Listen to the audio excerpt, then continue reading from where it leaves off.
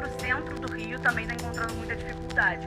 Desde cedo, desde 6 horas da manhã, motoristas de aplicativo se concentravam ali no entorno do Santos Dumont, ocupavam uma faixa do aterro do Flamengo, mas seguiram em direção à Avenida Presidente Vargas. Motoristas de aplicativos de todo o Brasil fazem protesto e pedem aumento no repasse das corridas.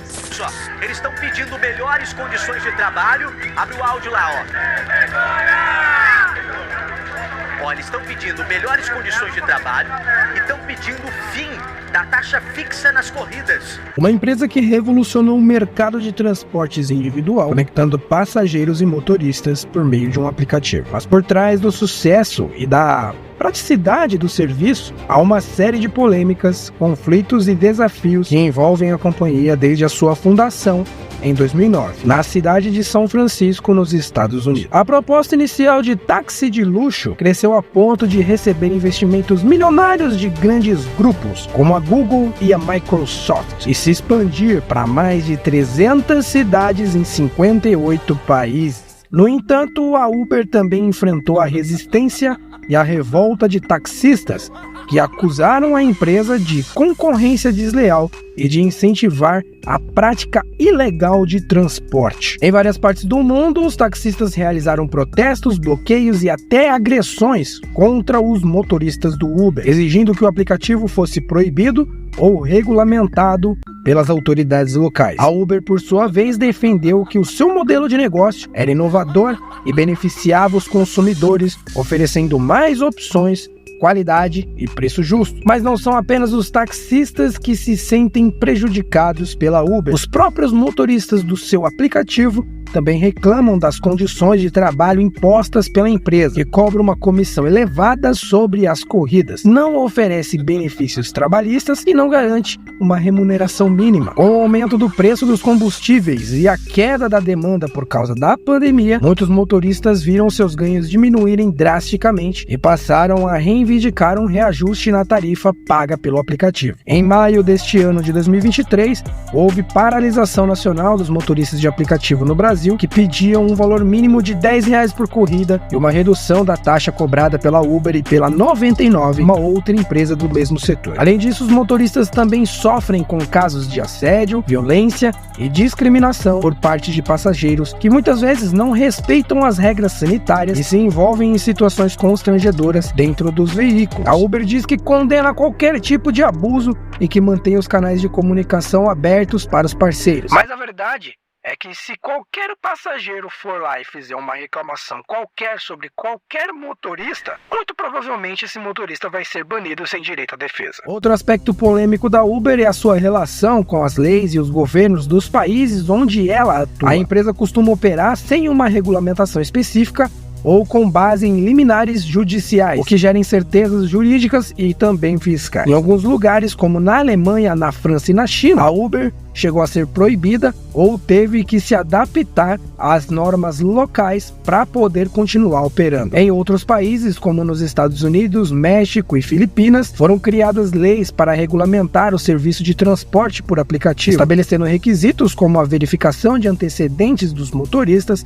a inspeção nos veículos e seguro obrigatório. No Brasil, a situação ainda é indefinida. Em 2017, o Congresso Nacional aprovou um projeto de lei que impunha restrições ao funcionamento da Uber e outros aplicativos similares, mas o presidente Michel Temer vetou alguns pontos considerados excessivos. Desde então, cabe aos municípios regulamentar o serviço conforme a sua necessidade. Em São Paulo, por exemplo, foi criado um decreto que autoriza o transporte individual por aplicativo mediante o pagamento de uma concessão por quilômetro rodado. Em outras cidades, como no Rio e Belo Horizonte, há projetos de lei em tramitação que visam regulamentar ou proibir o serviço. O debate sobre a regulamentação da Uber envolve questões como a livre concorrência, o direito do consumidor, a segurança pública, mobilidade urbana e a tributação. De um lado, há quem defenda que o aplicativo é uma alternativa moderna e eficiente de transporte que gera renda para milhares de pessoas e que atende às demandas da sociedade. Já do outro lado,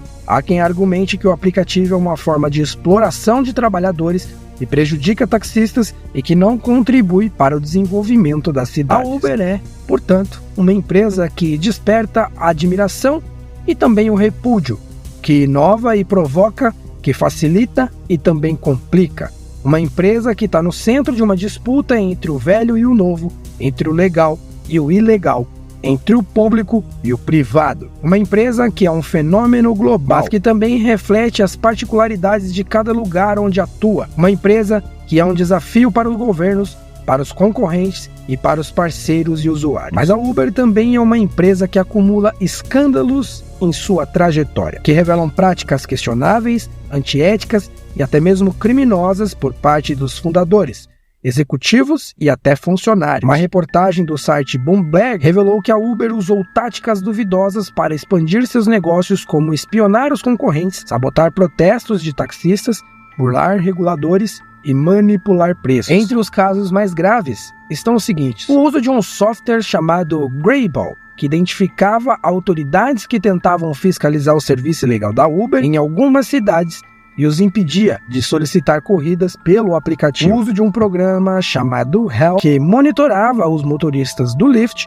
principal rival da Uber nos Estados Unidos, e lhes oferecia incentivos para mudar de plataforma. O roubo de informações confidenciais da Waymo, empresa de carros autônomos da Google, por um ex-funcionário da Uber, que resultou em um processo judicial bilionário. A acusação de assédio sexual feita por uma ex-engenheira da Uber, Susan Fowler, que expôs a cultura machista e tóxica da empresa em um blog pessoal. Divulgação de um vídeo em que o então CEO da Uber, Travis Kalanick, discute com um motorista de aplicativo sobre as tarifas reduzidas e diz, entre aspas, algumas pessoas não gostam de assumir a responsabilidade por seus próprios problemas.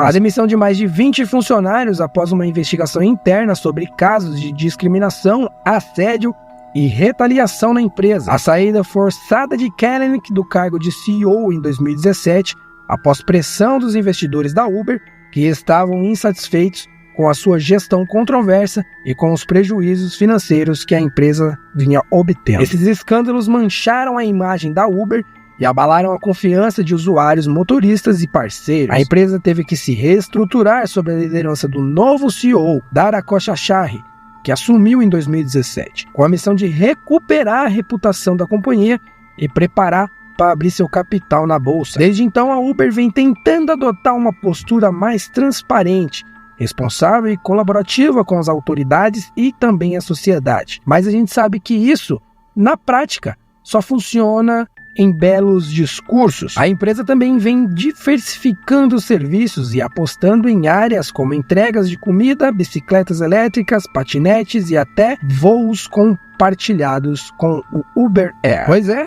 a Uber é, assim, uma empresa que vive em constante transformação, busca se adaptar a mudanças do mercado e a demandas de consumidores. Uma empresa que enfrenta desafios internos e externos, que precisa lidar com a consequência de seus erros e acertos. Uma empresa que ainda tem muito a contar na história, repleta de escândalos, mas que principalmente precisa olhar para quem coloca a grana dentro do bolso dos seus executivos, que são os motoristas, porque até então a Uber não tem nenhum carro que dirija sozinho, pelo menos não no Brasil. E sem motorista não há passageiro, sem passageiro não entra dinheiro. Então, quem sabe não está na hora da Uber começar a olhar para quem faz a empresa ainda existir. Se você gostou desse vídeo, não deixa de se inscrever aqui no canal, clicar no gostinho e deixar seu comentário. Sua participação é muito importante para que esse canal cresça, evolua e apareça como recomendado para mais pessoas. Eu sou o Nobuki, vou ficando por aqui e vejo vocês em um próximo vídeo.